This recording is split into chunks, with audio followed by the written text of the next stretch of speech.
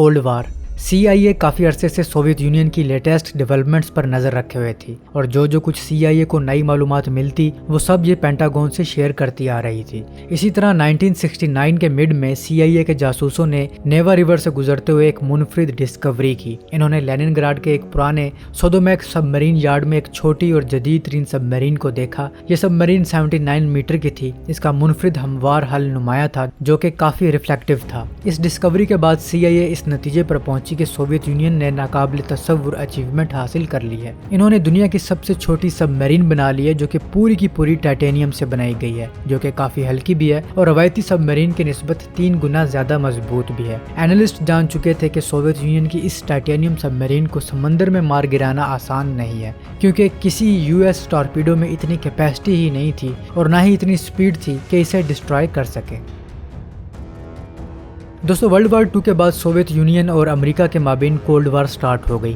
ایٹمی پاور ہونے کی وجہ سے امریکہ کو یہ ایج حاصل تھا کہ وہ نیوکلیر پاورڈ سب مرین بنا رہا تھا اور اس حوالے سے سوویت یونین کافی سٹرگل کر رہا تھا کہ امریکہ کا مقابلہ کر سکے، لیکن بہت جلد ہی سوویت نیوی دنیا کی دوسری موسٹ پاورفل نیوی ابھر کر سامنے آئی۔ اگرچہ سوویتس امریکہ کی طرح بڑی تعداد میں بڑی کٹنگ ایج سب مرینز نہیں بنا رہے تھے، لیکن سوویت یونین نے امریکہ کی سب مرینز کا مقابلہ کرنے کے لیے کئی پروجیکٹ شروع کر رکھے تھے جو کہ ہائی سپیڈ سب مرین ڈیزائن پر مشتمل تھے، جیسے کہ پروجیکٹ 661 یا پاپا کلاس سب مرین اور پروجیکٹ 651 اور 659 جو کہ گائیڈڈ میزائل سب مرین پروجیکٹ تھے جنہیں نیٹو نے جولیٹ اور ایکو کا نام دیا۔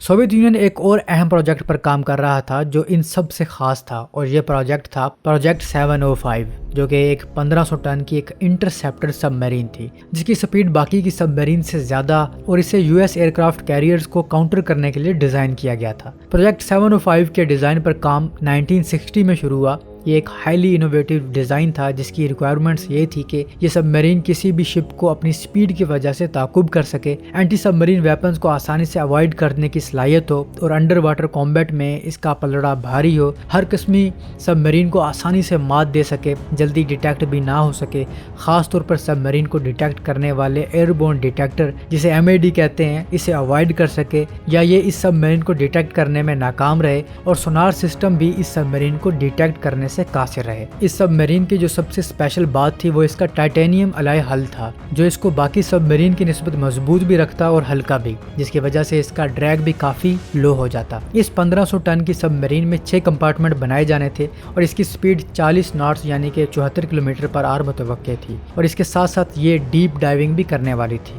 یہ سب مرین انٹرسیپٹر کے طور پر ہاربر یا پیٹرول روٹ پر بھی رہنے کے لیے ڈیزائن کی جا رہی تھی۔ اس سب مرین کے لیے ایک high power liquid metal cooled nuclear plant بھی ڈیزائن کیا گیا۔ 1960 میں اس طرح کی سب مرین کا ڈیزائن پر کام شروع ہوا۔ 3 سال اس ڈیزائن پر کام ہوتا رہا۔ ڈیزائن میں پریکٹیکل پرابلمز کی وجہ سے 3 سال بعد یعنی کہ 1963 میں ڈیزائن ٹیم نے اس سب مرین کے ڈیزائن میں کچھ تبدیلیاں کی جو کہ تجویز کیے گئے ڈیزائن سے کچھ کم تھا۔ اس ڈیزائن میں سب مرین کی ڈائمینشنز کچھ بڑھائی گئی، اس کا ویٹ 800 ٹن تک بڑھایا گیا، اس کے کریو ممبرز کی تعداد بھی بڑھائی گئی جو کہ پہلے 16 تک تھی۔ ڈیزائن فائنل ہونے کے بعد 1964 میں اس کی کنسٹرکشن شروع ہو گئی۔ سوویت یونین ایسی کوئی 8 سب مرین بنانا چاہتا تھا۔ لیڈنگ سب مرین K64 تھی جسے لینن گراڈ میں بنایا گیا۔ 1971 میں یہ پہلی سب مرین سروس میں شامل ہوئی جس کا ڈسپلیسمنٹ 2300 ٹن، لینتھ 81 میٹر، پانی کی سطح پر سپیڈ 22 کلومیٹر پر آور جبکہ پانی کے اندر سپیڈ 76 کلومیٹر پر آور تھی۔ اس کے علاوہ 400 میٹر کی گہرائی میں جا سکتی تھی۔ اس کے عملے کی تعداد 31 تھی اور اگر اس کے آرمامنٹ کی بات کی جائے تو اس میں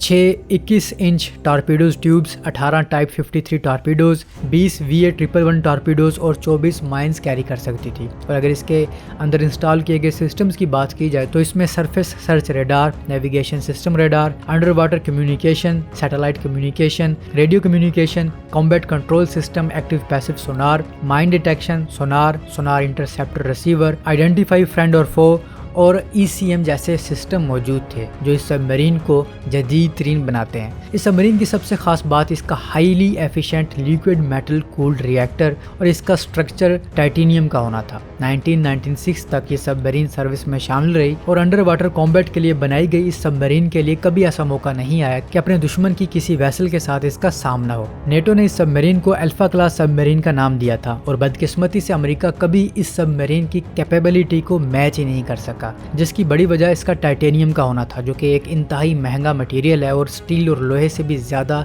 ریئر ہے، اور ایسے مٹیریل سے آبدوز بنانا بہت زیادہ کاسٹلی اور کمپلیکیٹڈ تھا۔ لیکن روس کے لیے یہ سب آسان تھا کیونکہ یہ مٹیریل روس میں آسانی سے دستیاب تھا۔ روس اس مٹیریل کا سب سے بڑا سپلائر تھا۔ امریکہ نے پہلے ہی بڑی مشکل سے لیجنڈری SR-71 بلیک برڈ بنایا تھا، جس میں ٹائٹینیم کا استعمال کیا گیا تھا، جو کہ خفیہ طور پر روس سے ہی سپلائی کیا گیا تھا۔ امریکہ دوبارہ اس پروسیس سے نہیں گزرنا چاہتا تھا، سو امریکہ کبھی بھی ایسی یا اس کے مقابلے کی سب میرین نہیں بنا پایا۔ سو الفا کلاس سب میرین ٹائٹینیم سے بنی دنیا کی واحد سب میرین تھی۔